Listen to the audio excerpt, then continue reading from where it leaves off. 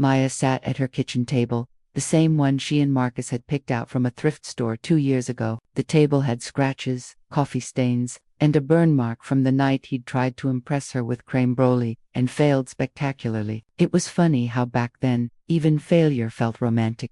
Now, it just felt empty. Her phone lay face up beside a half-empty mug of cold coffee. The last text she sent to Marcus blinked at her like a ghost she couldn't exorcise. "Are you okay? Haven't heard from you in a few days." That message was 21 days old. 21 days of silence. No calls, no explanations, no "I need space," not even a break, just gone. At first, Maya tried to be rational. Maybe he was going through something. Maybe his mom was sick again. Maybe his phone broke, or he was buried in work. But somewhere between day 5 and day 10, she realized he wasn't busy. He was gone. That realization hit like a car crash. Every morning, she woke up reaching for a phone that never buzzed. Every night, she scrolled through old messages, pretending not to notice how many of them started with her checking in first. Now, she sat in silence, the hum of the refrigerator louder than her thoughts. Her best friend Tasha had warned her, "Girl, he's got that run when it's real energy. Don't say I didn't tell you."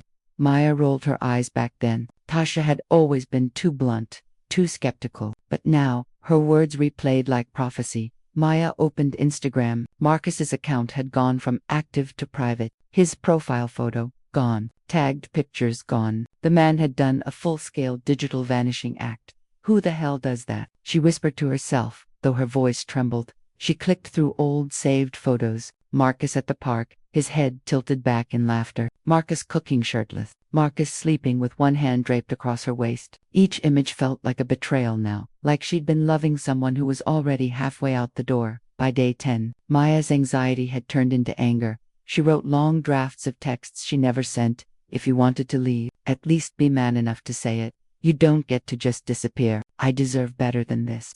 But she never hit send, not because she didn't mean it, but because she knew it wouldn't matter. He'd made his choice. Still, her mind refused to accept it. It kept searching for closure that would never come. She caught herself replaying their last night together. The movie on the couch, the lazy kisses, the way he'd whispered, "You're my peace." Was that all a lie? On day 15, she stopped checking her phone. She stopped eating properly. Food lost flavor. Music felt fake. The world had gone grayscale. Tasha showed up at her door one evening, holding a grocery bag and an expression halfway between concern and frustration. "Maya, you look like a ghost." "I feel like one." Tasha dropped the bag on the counter and started unpacking. "You need to get out of this apartment. He's not coming back, and you're killing yourself waiting for him." Maya stared at her chipped nails. "You don't just walk away after 2 years, Tash. People don't just vanish like that." Tasha sighed. "Yeah, they do. Cowards do." That word stung. Coward. Because deep down, Maya knew Marcus had always been a little too smooth, a little too charming, a little too practiced in saying the right thing. She just didn't want to see it. That night, after Tasha left, Maya found herself scrolling again. But this time, she wasn't looking for Marcus. She was looking for herself. Her old photos, her smile before him, her first solo trip to New Orleans, the way her curls framed her face when she didn't straighten them for anyone. It felt foreign, like she was looking at another woman entirely. Then she saw it, a photo from last summer, both of them at the lake. He had his arm around her, his grin dazzling. But when she zoomed in, her eyes told the truth. She wasn't happy. She was hoping he'd love her the way she loved him, hoping she wouldn't have to beg for affection that should have been freely given. And in that moment, something inside her cracked, not from pain, but from awakening. Maya grabbed her journal, the one she hadn't touched in months, and started to write. At first, it was just fragments, anger, confusion, pain. But then her words became deliberate. "You don't get to break me quietly. You don't get to disappear and still live rent-free in my mind. I'm not waiting anymore." Tears came, but they weren't the same tears as before. They were cleansing, like she was finally washing him off her skin. By midnight, she was exhausted but lighter. She closed the journal, exhaled deeply, and whispered into the empty room, "I'm still here." And for the first time in 21 days, that felt like enough. The sun crawled through the blinds like it was afraid to touch her. Maya squinted against the light, her head heavy from too little sleep and too many thoughts. 22 days, that was the new number. But this morning felt different, not softer, just sharper. The kind of morning when something inside you decides it's done waiting for an apology that will never come. She stood in front of the mirror, wrapped in a faded t-shirt and old sweatpants, her curls a mess. Her face looked puffy, her eyes tired. "You look like the before picture in a Globe video," she muttered, forcing a weak laugh. Still, she grabbed her phone and opened the messages again, not to text Marcus, but to scroll back to the beginning. Their first chat, the first good morning, the first "I miss you." It was like watching a movie she already knew the ending to, except this time, she was studying the scenes for clues. When did he start to fade? When did she start pretending not to notice? By noon, Maya was pacing her apartment, the quiet, unbearable. She called Tasha. "Girl, you need to do something with that energy before it eats you alive," Tasha said, chewing gum loudly on the other end. "Go out, get brunch, go spy on him if you have to." Maya snorted. "Spy on him? What am I, a teenager? You're a woman with Wi-Fi and unresolved questions. That's basically the same thing."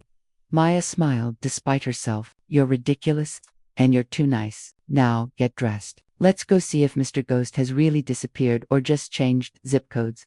By 2 p.m., they were in Tasha's car, driving through downtown Atlanta with the windows down and Beyoncé blasting through the speakers. Maya hadn't felt fresh air in weeks. It was strange. The world looked the same, but she didn't feel like the same person moving through it. They stopped outside the cafe, where Marcus used to work as a freelance designer. He'd meet clients there, laptop open, sipping espresso like he was starring in a commercial. Maya hesitated at the door. "This feels crazy." Tasha grinned. "Girl, closure is a contact sport." They walked in. The barista, a young guy with tattoos and kind eyes, looked up. "Hey, Maya, haven't seen you in forever." Her heart skipped. "Hey, have you seen Marcus around lately?" The barista's smile faded. "Marcus? Oh, he doesn't come here anymore. Think he moved." "Not sure where to." "Moved," she repeated. "Yeah. Some girl used to come in with him. Blonde, I think. They seemed pretty close." The words hit like a cold slap. She forced a smile. "Thanks." Tasha's eyes widened once they stepped outside. "Oh, hell no. Did he seriously?" "Don't." Maya cut her off, her throat tightening. "Not here." She walked toward the car, blinking back tears she refused to shed in public. That night, back home, Maya sat in darkness. The sound of her heartbeat filled the silence. He'd replaced her, or maybe he'd been replacing her long before he disappeared. She picked up her phone again, opened Instagram, typed his name, still private, still gone. But then she remembered something. His backup account, the one he'd made for his art. Her hands trembled as she typed it in. At Marcus Griot's, and there he was, active. Posting just 2 days ago. The photo was of a mural, bright, vivid, full of life, but in the background, barely visible, was a reflection in a window. A figure, a woman, blonde hair, laughing. Maya zoomed in, until the pixels blurred that it wasn't her. The screen blurred as her eyes filled. Her chest tightened, not from love anymore, but from the bitter, electric realization that she had been erased. The next morning, she woke up angry, not heartbroken. Angry. Angry that she'd let herself shrink for someone who never saw her fully. Angry that she'd questioned her worth instead of his actions. Angry that a woman like her, curvy, brown-skinned, smart, loyal, could still be made to feel replaceable. She got dressed, jeans that hugged her hips, a loose white blouse, no makeup, just lip gloss and courage. She drove to the gym, not for revenge, not to glow up for anyone, but because she needed to move, to sweat out the poison. Every squat, every push, every drop of sweat was a curse, a release. For the lies, for the silence, for the version of herself that begged for crumbs. When she left, she wasn't smiling, but she wasn't broken either.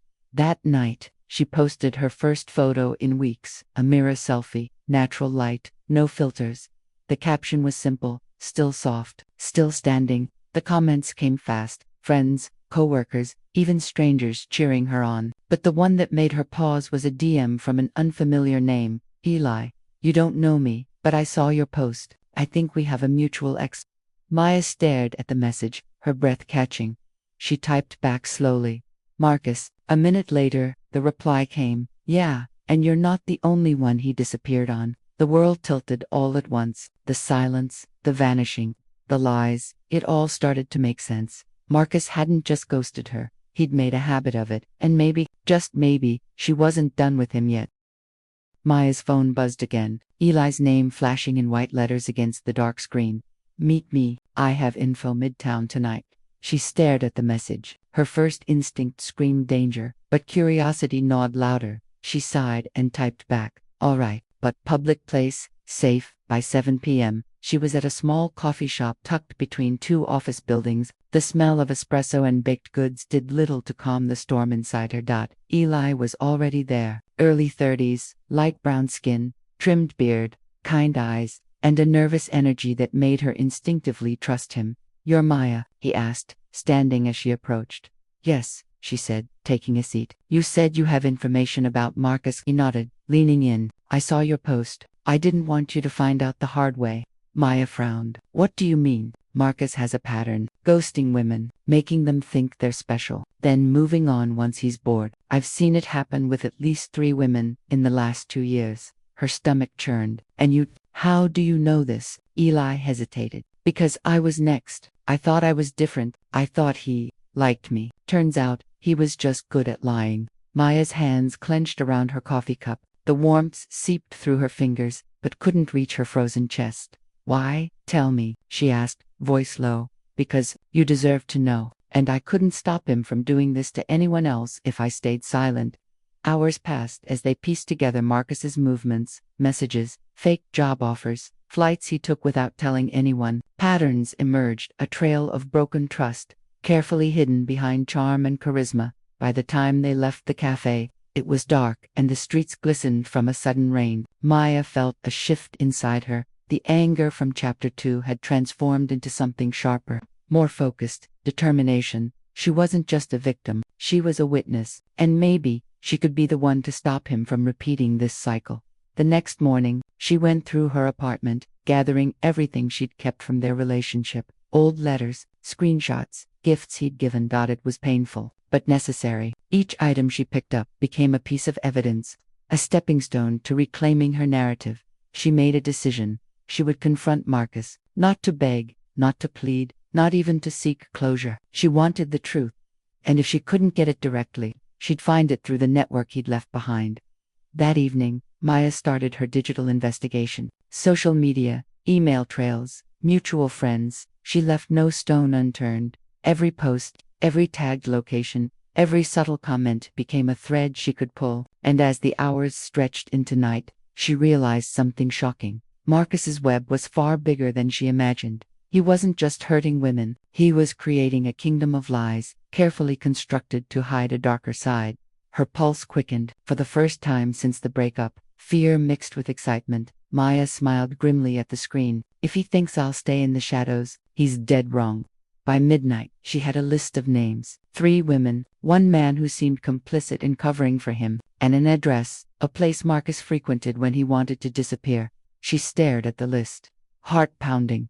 This wasn't just about revenge. This was about justice. And Maya was ready to step into a world she never knew existed, one where charm masked deception, and the line between truth and lies blurred dangerously.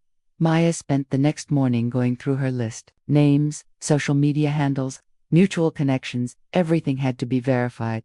She started with Lena, one of the 3 women, mid-30s, African American, lively but cautious. A quick search revealed a trail of cryptic posts, each hinting at emotional turmoil. Maya sent a message. Hi Lena, I'm reaching out because I think we've both been affected by someone named Marcus. Can we talk? No response. Next was Jasmine, younger, vibrant. Her posts painted a life full of adventure, but her private messages showed anxiety, secrecy, and a subtle fear of betrayal. Maya hesitated but messaged her too. Hey Jasmine, I think you know Marcus. I want to help. Can we chat? Minutes later, a reply came. Short, hesitant. Okay, but not here. Can we meet? By the evening, Maya found herself in a small park near Jasmine's apartment. The air was crisp, filled with the scent of rain-soaked leaves. Jasmine arrived, cautiously glancing around. You're Maya. Yes, Maya said, offering a small smile. I think we need to talk about Marcus. Jasmine exhaled slowly.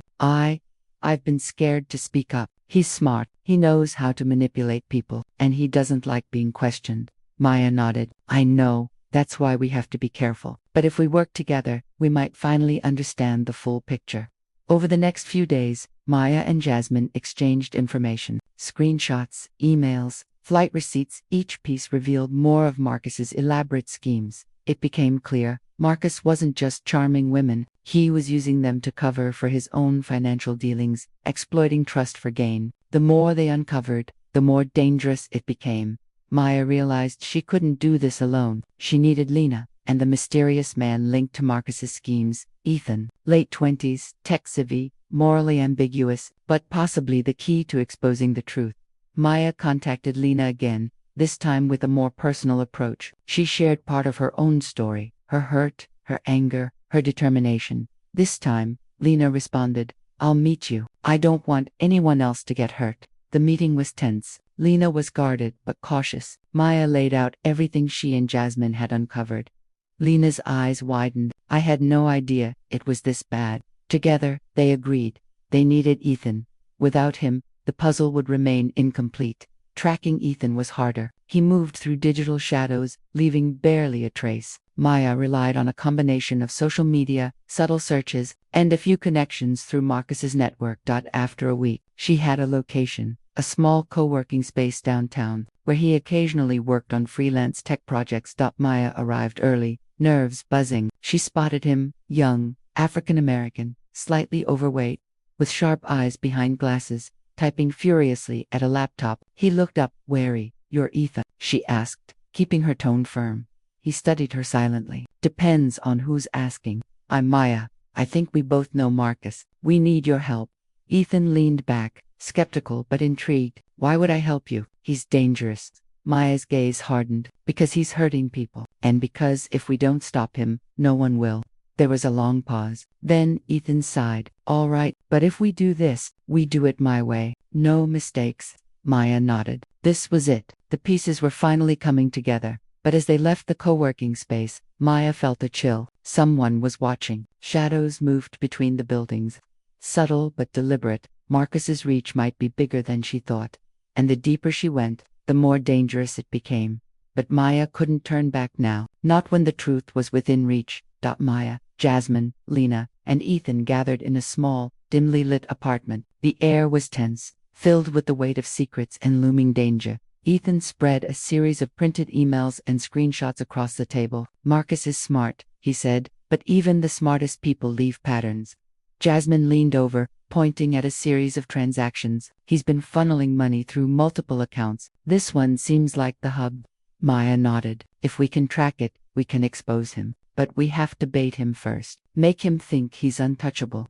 Lena shivered slightly. "And if he suspects anything, we stay ahead," Maya said firmly. "We control the narrative. We control the trap."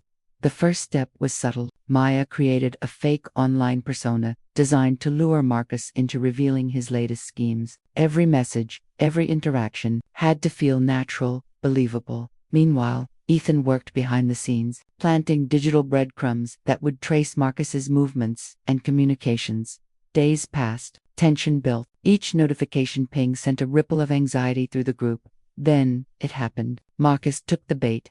He reached out under the guise of his usual charm. Maya, as the fake persona, responded cautiously. Every word, every pause, was calculated. Jasmine whispered. "He's biting. He's going to reveal something." Maya's fingers hovered over the keyboard. Wait for it, wait for it. Finally, Marcus sent an encrypted file, the kind only someone deeply involved in his operations would access. Ethan quickly traced the file's origin. "Jackpot, this is it. Everything we need." Lena's eyes widened. This proves everything." "Yes," Maya said, determination burning in her gaze. "But now comes the hardest part. We need to get this to the authorities without tipping him off." The plan was meticulous. They set up a meeting with a trusted investigator who could handle Marcus's financial empire without being exposed. But Marcus was unpredictable. He sensed something was off. Subtle messages, unexplained delays, and the wrong tone in emails. All signs that he was starting to suspect a trap. One evening, Maya received a message on her personal phone. "I know what you're doing. Stop, or there will be consequences." Her stomach sank. Marcus was aware. They pushed forward anyway. Maya, Lena, Jasmine, and Ethan coordinated a digital sting, a virtual trap designed to catch Marcus red-handed. The night of the operation, the group huddled together, hearts pounding. Ethan's fingers flew across the keyboard. Maya guided the communications. Lena monitored external connections, and Jasmine kept track of Marcus's responses. Then, finally, the system flagged him. Marcus had accessed the bait account, interacted with the trap, and crucially triggered a full digital trace of his activities. Ethan leaned back, exhausted but triumphant. We got him. Every move, every account, everything. But victory came with a cost. Marcus was dangerous, and he wasn't finished. That evening, Maya noticed a black SUV parked across the street, engine idling. Shadows moved inside. He knows where we are, Maya whispered. He's coming. The group exchanged tense glances. There was no turning back now. As night fell, the trap was set. Marcus was exposed. But the final confrontation, dangerous, personal, and unpredictable, was looming. Maya realized something crucial. This wasn't just about exposing Marcus anymore. It was about survival, trust, and the lengths people would go to protect themselves. The game had changed, and now, it was Marcus who was on the line. The night was thick with tension. The black SUV parked across the street had not moved. Its headlights glared faintly through the blinds, casting long, ominous shadows across the walls of Maya's apartment. We need to stay calm, Maya whispered. We can't make a single mistake.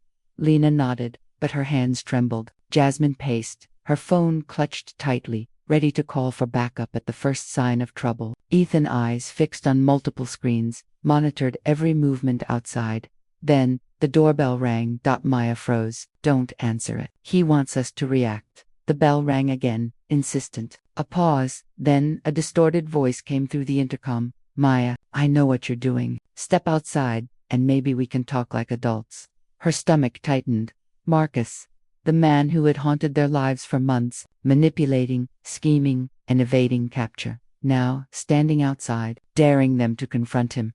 Maya exchanged a glance with the team. We can't let him take control. We go on our terms. They devised a plan. Maya and Ethan would remain inside, controlling digital surveillance and communications, while Lena and Jasmine would create a diversion outside, drawing Marcus into a location where authorities could intervene. The city streets were quiet, unnervingly so. Lena and Jasmine approached the SUV carefully. The tinted windows obscured Marcus's face, but the engine's hum and the subtle movements inside confirmed he was aware of them. Suddenly, the passenger side door opened. A silhouette emerged, confident, composed, and dangerously calm. Marcus, looking for me, he said, voice smooth but with an edge that made their skin crawl. Jasmine swallowed. We're not afraid of you. Marcus smiled thinly. You should be. You've been very clever, but cleverness only gets you so far.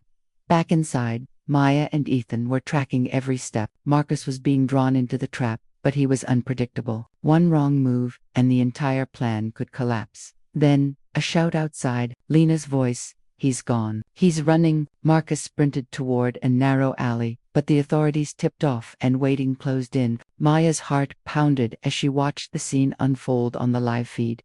Marcus was cornered. He realized too late that his every move had been tracked, every escape route anticipated. Finally, he stopped, breathing heavily, eyes darting between the officers and the shadows where Maya and her team observed. You think you've won, he said, voice trembling with both anger and admiration. But this isn't over. The officers handcuffed him, reading him his rights. Marcus glared at Maya and the team, a mixture of fury and respect in his eyes. You've made this personal, he hissed.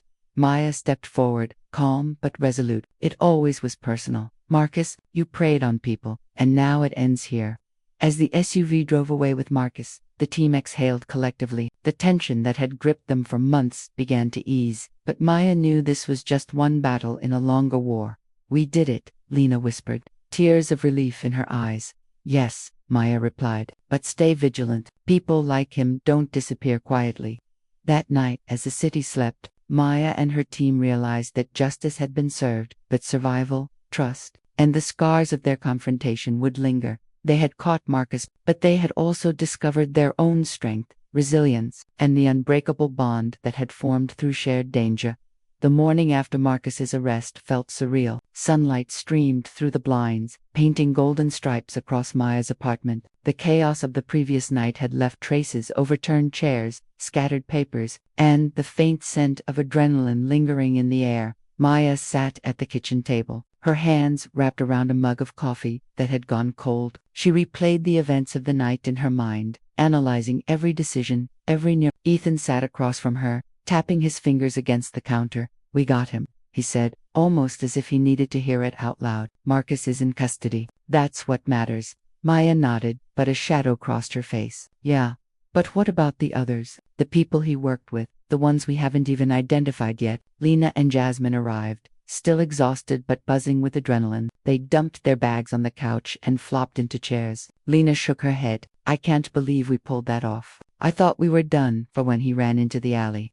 Jasmine leaned back, running a hand through her hair. "We got lucky, but luck only lasts so long. Marcus was careful, but not smart enough to outthink all of us at once." Maya's phone buzzed. A message from an unknown number. "You've won a battle, not the war." Her stomach sank. Marcus's threats were still alive, now etched into the digital world. Even behind bars, he had ways to unsettle them. Days passed, and the media erupted with the story of Marcus's capture. Headlines screamed about the audacious plans, the high-stakes pursuit, and the mysterious team behind the operation. Maya and her crew kept a low profile, careful to remain anonymous while the authorities processed evidence. Then came the call that changed everything. It was Ethan. Voice tense. "Maya, you need to see this." On his screen were files Marcus had hidden, encrypted messages, photos, and documents detailing a much larger network. People had been manipulated, blackmailed, and endangered, far beyond what they had imagined. Marcus had been just one piece of a sprawling operation. Maya felt a chill run down her spine. So he wasn't the mastermind. He was just the face. Ethan nodded gravely. "And the deeper we dig, the more dangerous it gets. They know we're on to them." That evening, the team gathered in Maya's apartment to strategize. Maps, photos, and files were spread across the table like a war room. Every piece of information was a puzzle piece, each one leading them closer to the full picture of Marcus's network. Lena frowned. "It's bigger than we thought. Way bigger." Jasmine added, "And if Marcus had contingencies, there could be traps we don't even know about yet." Maya took a deep breath. "Then we have to move carefully. This isn't just about justice anymore. It's about survival, and stopping them before more people get hurt." As the night deepened, Maya stared out the window, city lights flickering like distant stars. Marcus's warning echoed in her mind. "You've won a battle, not the war." She knew he was right. This was far from over. But now, armed with new knowledge, determination, and an unbreakable bond with her team, Maya felt a sense of clarity she hadn't felt before. The next phase was coming, one that would challenge their intelligence, courage, and trust in ways they hadn't imagined. Secrets were coming to light, and the line between friend and foe was becoming increasingly blurred. One thing was certain: the final confrontation was approaching, and when it came, nothing would be the same. The city was quiet that night, but the calm was deceptive. Shadows clung to alleyways, and the hum of distant traffic masked the tension that gripped Maya and her team. They moved like ghosts through the streets, every step deliberate, every sense alert. Marcus's network wasn't just waiting, it was hunting. Maya's hand rested on the grip of her concealed device, the weight grounding her. Beside her, Lena scanned the area with a tactical eye, while Jasmine double-checked the equipment and communications. Ethan was ahead, leading the way through a maze of abandoned warehouses that formed the network's rumored headquarters. "This is it," Maya whispered. "Tonight we finish this." Inside, the complex was a labyrinth of corridors and hidden rooms. Surveillance cameras blinked silently, recording every move. As they infiltrated deeper, encrypted messages flashed across their portable screens, warnings and traps left by Marcus. But the team's preparation paid off. Each obstacle was anticipated, each trap narrowly avoided. Finally, they reached the inner chamber. Marcus stood there, calm, a smirk playing on his lips. Behind him, screens displayed data, photos, and live feeds from cities across the country. It was more than they had imagined. Marcus wasn't just a criminal. He was orchestrating a digital empire of control and manipulation. "You really think you can stop this?" Marcus asked, voice dripping with amusement. "Even without me, my network is unstoppable." Maya stepped forward, her eyes burning with determination. "Not if we shut it down tonight. This ends now." The confrontation escalated quickly. Marcus's guards emerged from the shadows, but the team was ready. Tactical skill, improvisation, and sheer determination carried them through the chaos. Lena disarmed a guard in a swift move, while Jasmine used her tech expertise to override the security system. Marcus attempted to escape into a hidden exit, but Maya anticipated his move. With a final, decisive maneuver, she blocked him, confronting him directly. "You underestimated us," she said. "This isn't about one person. It's about all the people you've hurt." Marcus's smirk faltered. For the first time, uncertainty flashed in his eyes. You don't understand. I had to control it all. To protect it," Maya repeated incredulously. "By hurting everyone else." He hesitated, then lunged. But Maya was faster. Within moments, Marcus was restrained, handcuffed, and completely powerless.